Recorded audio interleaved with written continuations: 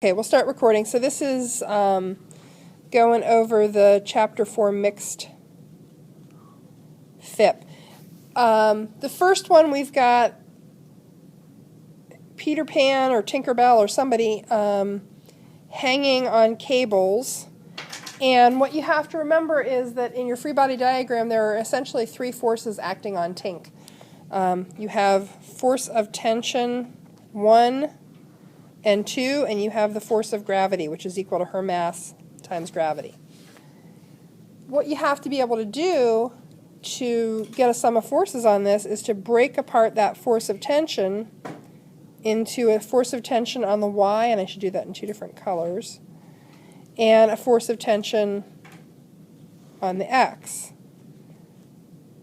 So you were told that the cables made a 35-degree angle with the ceiling, so theta here is 35, which makes your FTY your force of tension times the sine of 35, because it's opposite that angle. So that's a few of you, I think 2 or 3 people mixed up their trig functions. And if you draw a better picture, you know, these little arrows may look stupid, but they save my butt again and again and again. I think 1 or 2 people may have taken the complement out here. You can do that. It's just more bookkeeping for you. Do you want me to draw that larger, or is this okay? Draw it larger? I can do that. Okay, so nice clean copy. Obviously, Tink's body is not center of mass on the free body, but there we go. This angle is your 35 degrees. And I'll only deal with one at a time to make it a little bit easier. So if we're only dealing with this force of tension, the y component, geez Louise, the y component of that is there. So as we're breaking that vector apart, and I can put the x component here, I find it more muddled, but that means that the y component is directly opposite the angle, so it's going to be the sine function. And the x component is adjacent, so it'll be the cosine function. Does that make sense? Okay, so with that, and having us, I don't know what's going on with this today. Having established that the f of ty is ft sine 35, we can do a sum of forces on the x just to prove to ourselves that they're equal. It's equal to force of tension x1, force of tension, force of tension x2, which means force of tension 1 cosine theta 1 is equal to the negative of, is equal and opposite to, I should say, the force of tension 2 times cosine theta 2. Since we were told that theta 1 equals theta 2, we can take this whole thing, and this is kind of like the geometric proof part of it. And we can say, well, that means that that's true. And if that's true, we can cancel out the cosines, and we can kind of prove to ourselves that the force of tension 1 and 2 are opposite and equal. We don't have to do that, but it's a good sort of mental discipline to do the geometric proof. A lot of this is proving to yourself what you're claiming is true. That's where that whole geometric proof thing comes in. Okay, so then the y-axis, where the action really is, ma is also equal to 0 because this Tink is not going up or down. And what we have is force of gravity plus FTY1 plus FTY2. Let me shrink. So that means that the force negative of the force of gravity is equal to FTY1 plus FTY2. Well, what we have to remember is that that's ft1 sine of 35, ft2 sine of 35 is all equal to negative mg. What I did for myself, again, in thinking in terms of proofs, and most of you aren't having a problem with this, is I did this off to myself, and you'll see it if you look at the key that I'm going to post, because the absolute value of ft1 equals the absolute value of ft2. We can then say this, 2 times ft1 sine of 35 is equal to the negative fg, okay? Because we know that their magnitudes are equal. Okay, so we've got this. Well, that means that negative mass gravity equals 2 ft1 sine 35, which means negative mg divided by 2 times the sine of 35 equals ft1. And they're equal. So that's going to give you the magnitude of the force of tension in each cable. Okay, number 2 is solidly a 4B kind of problem. It's a net force with acceleration. So this is the kind of problems where MA is suddenly not equal to 0. You do have some kind of acceleration. And you're in a bumper car. You hit the wall. And, you're not told that you rise up into the air or you sink down into the surface of the bumper car floor. So the force of the wall on you, the force of stopping, whatever you want to call it, is really where the action is at. You are given an initial velocity, 8.95 meters per second, and you're told that you come to rest, so your VF is 0. You're given a time interval during which that happens of 0.115 seconds. And so you need to solve for acceleration. And if you recall that VF is just equal to VI plus A delta T, we know that this is 0. So the negative of VI divided by delta T gives us our acceleration. And we get an acceleration of negative 77.8 or 26, it goes on and on and on, meters per second squared. If in doubt, if you have a problem like this, I had a few people who put in that initial velocity as their acceleration. Look at your units. Now, that's not to say that the person who writes these tests doesn't have typos. But if you're in doubt, you can say, Moser, are the units correct on this? And I'll look at it, and I would look at that and say, yeah, units are correct. And you should know that meters per second is not an acceleration, it's a velocity. So it's just one more little trick to double check yourself if that's the confusion you had. So once you've got that acceleration, this is really easy because the net force on you is equal to your mass times your acceleration. So you get a net force of and this is a negative because you're coming to rest and we're assuming positive frame of reference for motion. So your net force is also going to be negative, and it was negative 1.21 times 10 to the 4th newtons. It's a lot of force, and if you've ever been on the bumper cars, it's a lot of force. I always get a headache. Number 3 is a straight up, easy for me to say, 4C kind of problem. So you have very little information, and you need to get coefficient of friction. These are the ones where we're really just looking at using the coefficient of friction in a real straightforward manner, either finding coefficient of friction or given coefficient of friction, finding normal force, finding mass. Actually, I don't even think those are 4D. The line blurs a little bit between 4C and 4D. But this is straight up 4C. Whoops. Bad arrow. So you're sliding down a dangerous double black diamond sled hill, which when you get the coefficient of friction, does this sound like a real fast hill? No. It would be a pretty sluggish hill. This is like mud skiing or something. And I'm going real fast here to save time. So we can do the following. Sum of forces on the y. It's 0. You're not rising up off the hill. There's my f of gy. There's my f of gx. And that's equal to 0. And that's f of gy plus, plus the normal force. So we know that the negative of mass gravity, and this would be cosine theta, is equal to the normal force.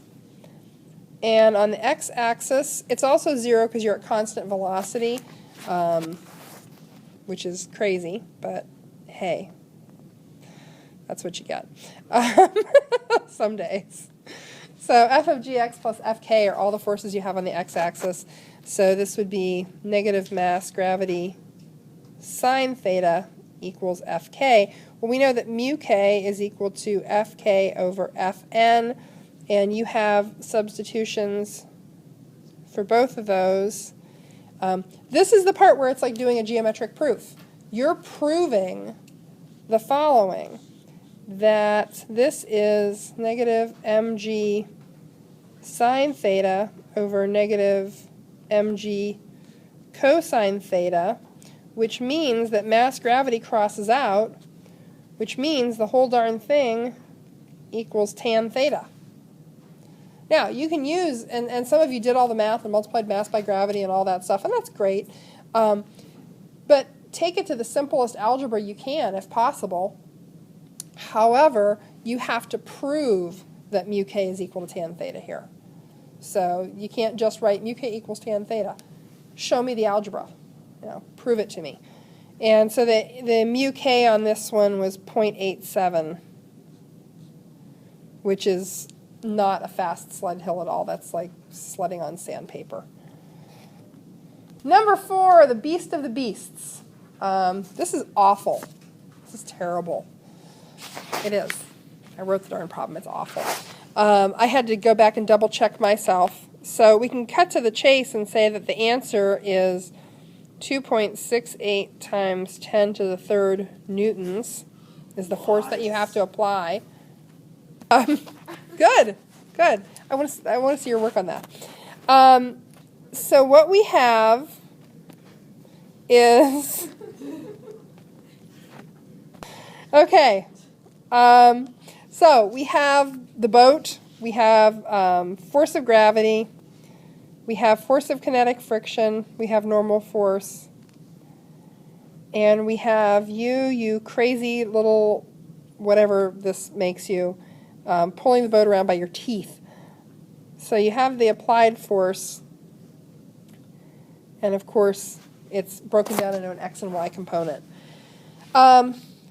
There's no pretty way to approach this. It's ugly, and I looking at it, because it's been a year since I've solved this one, every single way you approach it, the algebra is ugly. There's no clean way to do it. Because I looked at, well, what if I plugged this in here? Because you could plug stuff into the mu s equation. I'm sorry, that's mu s, fs, not fk. It's not moving yet. My apologies. You can plug things into the mu equation. You can plug things into the sum of forces on the x. You can plug them into the sum of forces on the y. Doesn't matter how you do it. It's hideous. So you can try it a couple ways. It's still hideous. Sum of forces on the y is equal to 0. You have 3 forces there. You've got Fg, which of course is down. You've got Fn, which is up. And you've got the force applied on the y, which is also up. And then I went ahead for myself and did the following. I labeled these,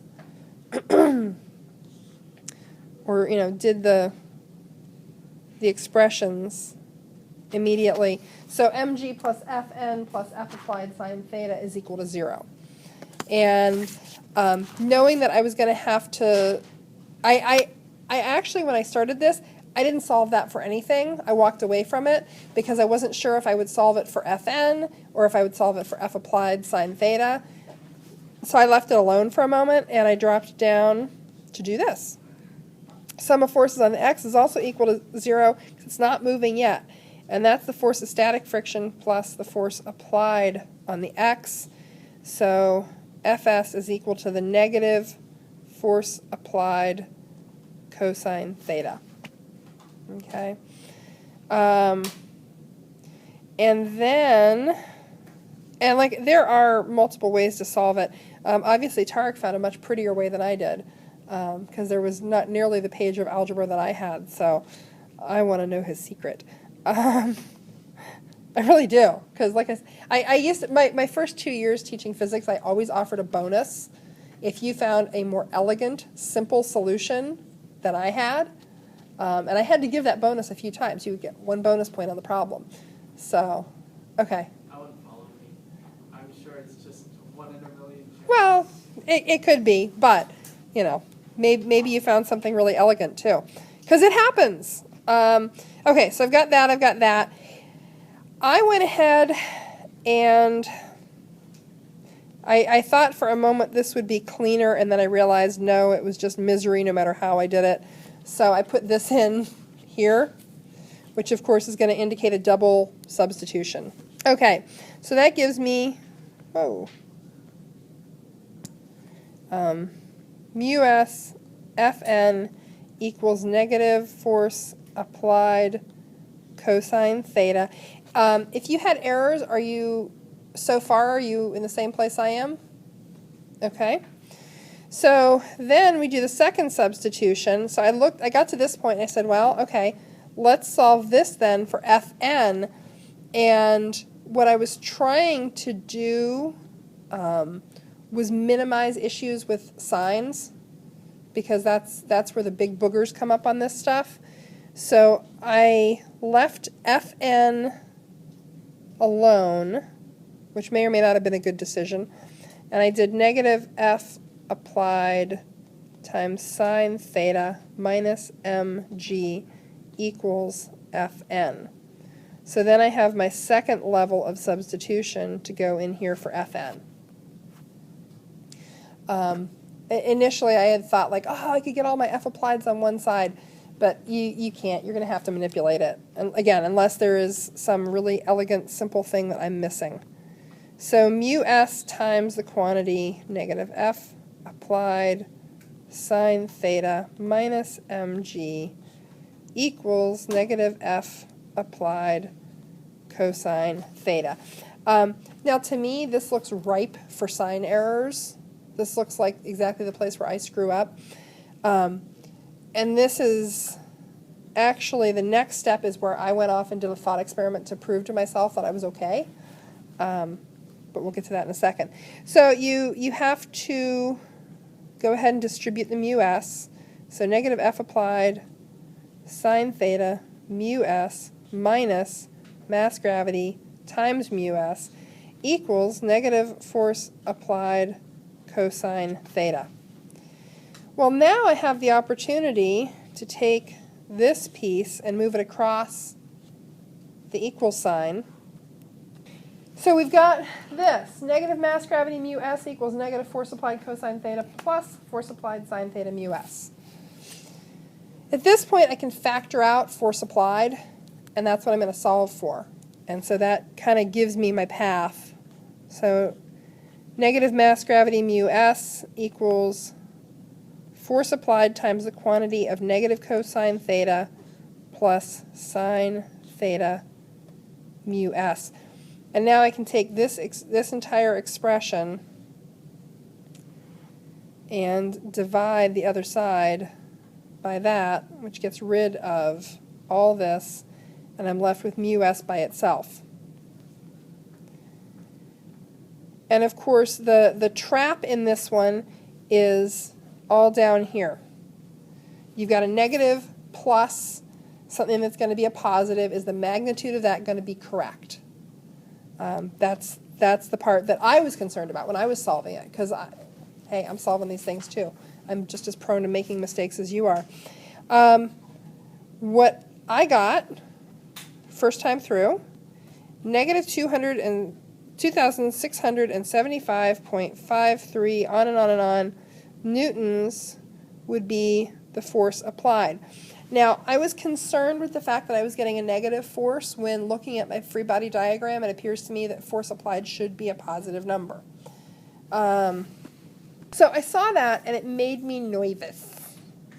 So I wanted to go back through and check. And of course, we sometimes get that weird sign error because we're mixing the x and y axis, and our Cartesian signs don't totally jive. When we take the stuff that goes through the mu expression, if we trust our signs, normal force will always be positive, friction will always be negative. That would always give us a negative mu k. So we get that weird sign error, and I still don't have a good resolution for that. What I did to double check myself on this, to see if I had made a sign error, to see if I would get a different magnitude with different signs, is, and you'll see it if you look at the key that I'm going to post, at this point, because you notice here that everything's negative. Negative minus equals negative. I took this whole thing over to a little box on my own paper, and I changed every single sign there. And I ran the whole thing because it's legal. You can flip, if you're going to flip one, you can flip all the signs at once. It's like multiplying everything there by a -1. So I ran it through, because up to here I was very confident in my algebra. And it's at this point that I start to go, I've moved something across the sign, and I've got this negative plus a positive, and I'm getting a negative number, and did I screw something up? So I took it all over here, I changed all the signs, and I got the same exact answer. So for me, that's one quick double check. That's a relatively fast one. The longer double check that you probably would not have time for on a test, and like what I did with the 4D FIP where I had screwed up twice, is I went ahead and took the value that I had calculated and plugged it back in to try to find the coefficient of friction. And if I'm getting a different coefficient of friction and I'm doing that twice, then I know I've got a problem someplace. That's where when I have two possible answers for mass or for force applied, I'll do a quickie run through with them to try to get the coefficient of friction that I had plugged in. If I'm getting a different value, try the other one. Okay, let's look at the last one really quickly.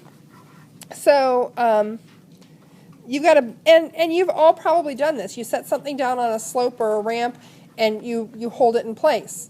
What we're asking here is how much force do you have to exert to do that, to keep something from sliding down.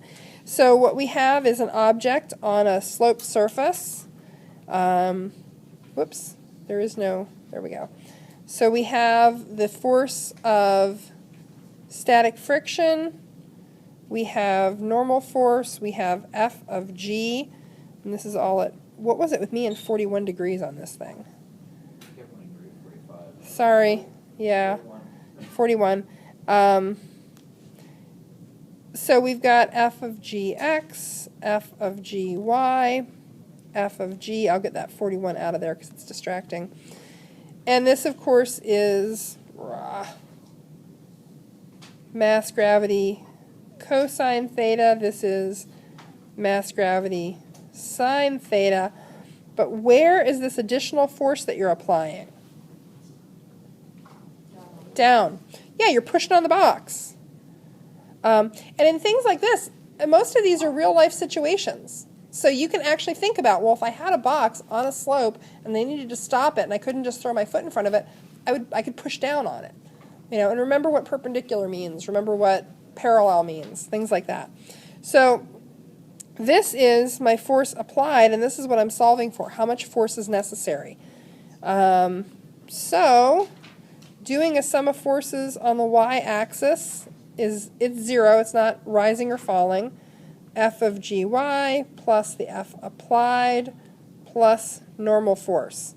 So we got two forces down, one force up. And that's all equal to 0. Again, this is one where I let that sit. I didn't solve that immediately because I actually wasn't sure what I was going to solve it for yet. I had to get into the problem before I saw the path. You had to get a little bit into the woods before you could see the path through. So we want this thing to not be moving. Sum of forces on the x is also 0, but there are only two forces on the x, static friction and gravity on the x. So this one's easy because Fs is equal to negative mg sine theta. This is the point at which I looked at that. I looked at mu s equals fs over fn, and I thought to myself, there's an easy way through this one. And this one was actually, I was surprised, because it's been a year since I've solved it, I was surprised at how easy this one was. I forgot. I can solve this for fn. Fn equals fs over, let me move this up, over mu s. Well, that gives me something that I can plug in there. And I want force applied. I can actually just solve on the y-axis for force applied, and I have a fairly simple plug-in. So the algebra actually was, there was almost no algebra here, other than some substitutions. Imagine my delight, I had forgotten. So I'm going to solve this for force applied.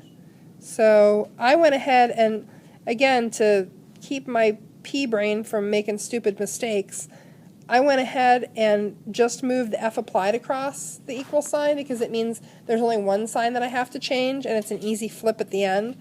Mg cosine theta plus Fn. Well, now, and this is exactly how I did it on my own paper, because I kind of ran out of room since I was taking two approaches here. So I've got this expression, force applied is what I want. I have mass, I have gravity, I have theta. All I need to do is put that in for Fn. And then there's actually very little algebra. It's pretty clean. Not that algebra is bad, algebra is wonderful, but it's also a breeding ground for dumb mistakes.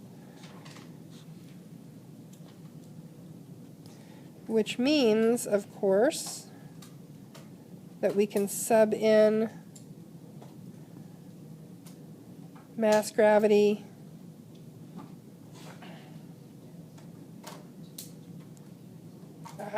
that's not going to work. I'm going to shrink all this.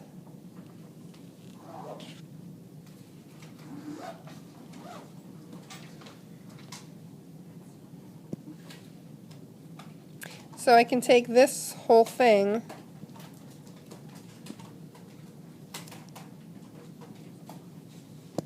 and for Fs, of course, sub in negative mg sine theta, and then it's literally just down to math. And there's no more algebra. And it's pretty clean, pretty easy.